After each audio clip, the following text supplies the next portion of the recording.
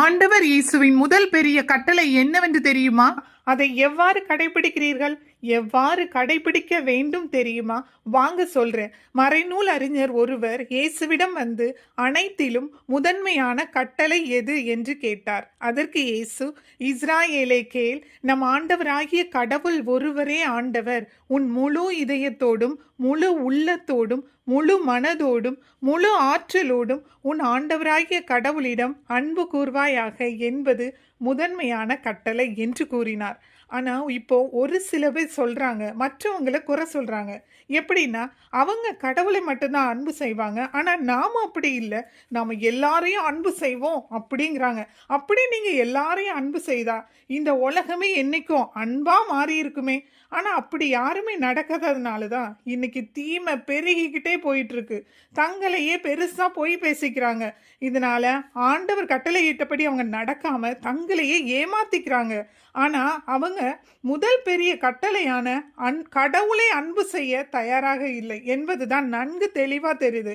கடவுளை நீங்கள் அன்பு செய்தால் தானே, இயேசுவை நீங்கள் முழு மனதோடு அன்பு செய்தால் தானே மற்ற கட்டளைகளையே நீங்கள் கடைபிடிக்க முடியும், மற்றவர்களையும் அன்பு செய்ய முடியும். முதல் கட்டளையே உங்ககிட்ட இல்லைன்னா கடவுளை நீங்க முழுமையா அன்பு செய்வதற்கு பதிலாக கடவுளால் தேர்ந்தெடுக்கப்பட்டவர்களை கடவுளுக்கு மேலாக அன்பு செய்கிறீங்களே, இது தவறு அல்லவா? யாருக்கு முதலிடம் கொடுக்க வேண்டும்? கடவுளுக்கு மட்டுமே முதலிடம் கொடுக்க வேண்டும். அதுவும் கடவுளை எவ்வாறு அன்பு செய்ய வேண்டும் தெரியுமா? அதையே நம்ம ஆண்டவர் இயேசு கிறிஸ்துவை கூறுகிறார். இதே நாம் இணை சட்டத்தில் 6 பார்க்கிறோம், முதல் பெரிய கட்டளை என்று. உன் முழு இதயத்தோடும் முழு உள்ளத்தோடும், அப்படி என்றால் நம் உள்ளத்து விருப்பங்கள், உணர்வுகள், நம் அன்பு அனைத்தும் கடவுள் விருப்பப்படியே அவரிடம் ஜெபம் செய்து கேட்டே நாம் அவர் வழிகளில் நடக்க வேண்டும். அதுவே முழுமையான அர்ப்பணிப்பாகவும் இருக்க வேண்டும். கடவுளுக்கு மட்டுமே நாம் முதலிடம் கொடுக்க வேண்டும்.